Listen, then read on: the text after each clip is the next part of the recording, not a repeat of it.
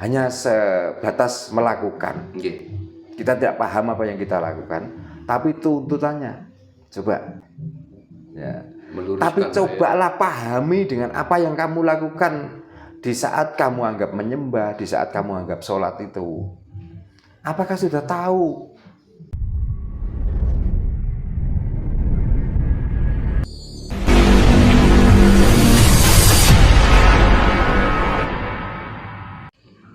Nah, menurut orang Jawa yang dinamakan malaikat adalah rasa manusia itu sendiri. Maka malaikat itu selalu bersama kita.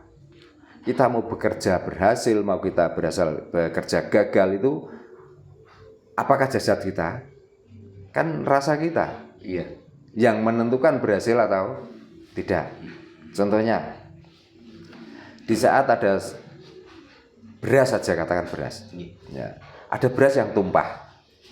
Kalau rasa kita itu enggak kepingin mengumpulkan beras itu untuk diwadahi, apa manfaat dari beras tumpah itu? Tapi karena kita tuh punya rasa, itu makanan manusia, maka kita kumpulkan lalu kita tempatkan ke tempat yang wadah yang bagus, lalu kita masak dan kita makan. Berarti kan dari rasa itulah kita berhasil. Tapi kalau rasa kita tidak mempunyai kepingin mengumpulkan, tidak ingin memasak dan lain sebagainya, maka di saat kita lapar berarti kita tuh gagal. Itulah contohnya. Jadi malaikat adalah rasa kita sendiri. Itu. Meskipun makanya binatang tumbuhan juga punya itu namanya. Apa? Binatang tumbuhan juga punya. Ya punya. Cuma kan makanya kan banyak orang mengatakan bahwa manusia itu ciptaan yang paling sempurna. Nah, dari kesempurnaan itulah dinamakan malaikat. Karena penuh dengan rasa. Makanya wujudnya manusia, kok rasanya sudah hilang, berarti dia sudah tidak manusia lagi. Bisa-bisa seperti hewan, padahal hewan sendiri masih punya rasa. Lah kok manusia sudah nggak punya rasa? Berarti sudah lebih rendah daripada hewan. Tapi yang diucapkan selalu malaikat, yang diucapkan selalu kebenaran, tapi rasa mereka mati. Tidak tahu rasa, tidak tahu kebenaran. Manusia diciptakan sebagai makhluk yang paling sempurna. Ya. Nah, kata-kata sempurna itu apakah secara fisik itu bisa dikatakan sempurna atau sempurna itu bagaimana? Ya sempurna termasuk fisik dan rasanya. Maka dari situlah orang Jawa itu mempunyai pedoman. Bagaimana untuk menyempurnakan hidup? Kudu bisa manunggalake kawula lawan Gusti. Jadi bentuk fisik dan rasa yang ada di dalam fisik itu. Dengan bisa menyempurnakan atau bisa menyelaraskan antara fisik dan jasad ini, itulah dinamakan sempurna. Itu. Berarti akal, pikiran, perbuatannya tidak melukai, ucapannya tidak melukai perasaan orang lain, hatinya tidak pernah memikirkan yang kotor-kotor, perbuatannya tidak merugikan orang lain. Itu baru bisa dikatakan sempurna. Karena sebenarnya kita itu walaupun manusia, kita mengklaim diri kita itu sempurna. Sebenarnya juga banyak kekurangan dari kesempurnaan yang dimaksud itu. Contohnya apa? Ya contohnya begini. Kalau dilihat dari fisiknya, dia adalah orang ahli ibadah. Betul. Dia menjadi panutan. Tapi apa yang diperbuat?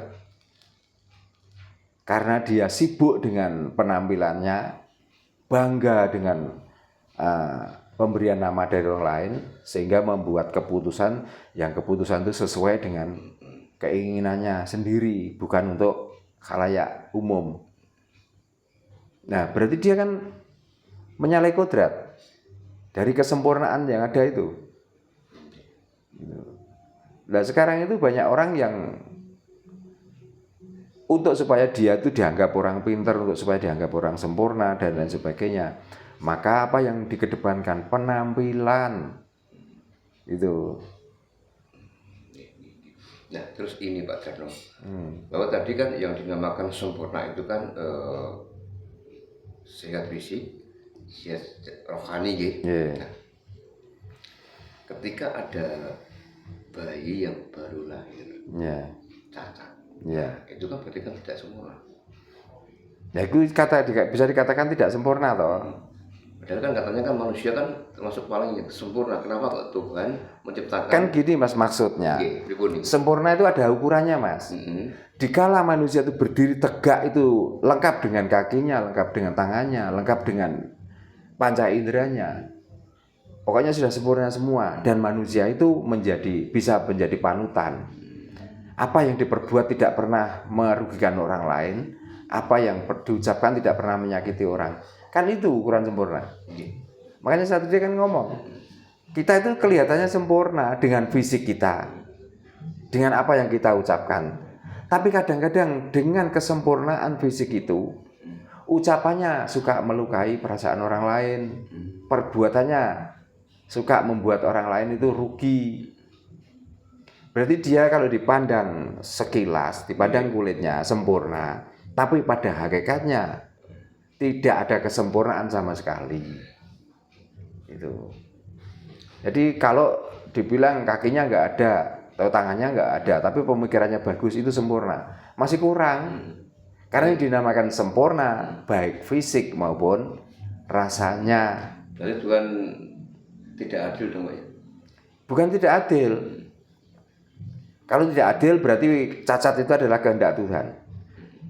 Tuhan kalau sudah tahu tentang Tuhan memang benar. Tapi kalau Tuhan itu diidentifikasi seperti yang dipahami orang-orang sekarang, salah. Nah kenapa kok anak itu cacat? Siapa yang membuat? Kan bapak ibunya. Intinya ada hubungan dengan karma dari orang tua juga. Ya pasti jelas. Makanya berhati-hatilah di saat kita tuh memahami tentang kubur jati. Makanya jangan sembarangan, gitu loh.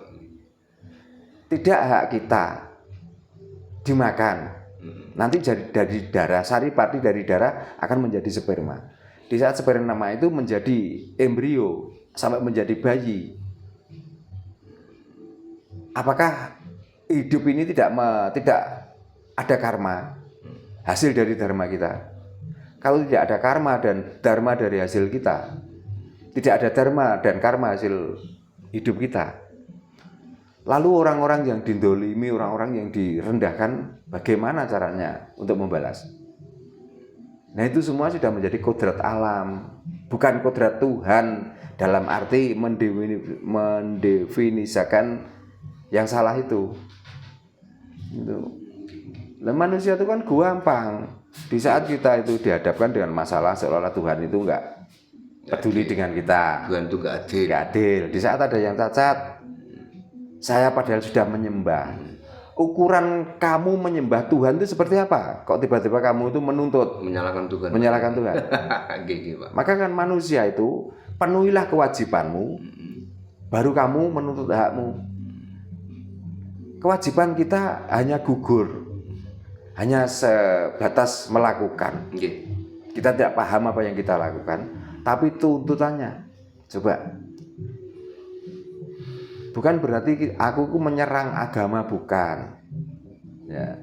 Tapi cobalah pahami dengan apa yang kamu lakukan di saat kamu anggap menyembah, di saat kamu anggap sholat itu. Apakah sudah tahu? Apakah sudah benar itu? Tiba-tiba kamu itu hanya menuntut kamu cuma bisa seperti itu aja. Di balik itu tiba-tiba kamu mengadahkan tanganmu, antara yang kamu lakukan dan permintaanmu tidak imbang. Coba. Sudah diberi sehat tidak pernah membayar, tidak pernah menyewa, masih minta mudah-mudahan diberikan kesehatan, mudah-mudahan diberi kebahagiaan. Kira-kira kalau dibandingkan dengan waktu kamu jelungkir-jelungkir, imbangkah dengan apa yang kamu minta? Coba. Terus di mana letak bersyukurmu? Wong hanya bisa seperti itu aja kok tuntutanmu itu luar biasa. Nah, kan itu. Makanya kalau sampai cacat dan lain sebagainya, ini sebenarnya bukan Tuhan yang menghendaki, kita sendiri yang salah cara kita memahami. Sebenarnya hak Tuhan sebagai sang pencipta kepada manusia itu apa ya? Ya hanya membuat, Membuat ya. hanya membuat.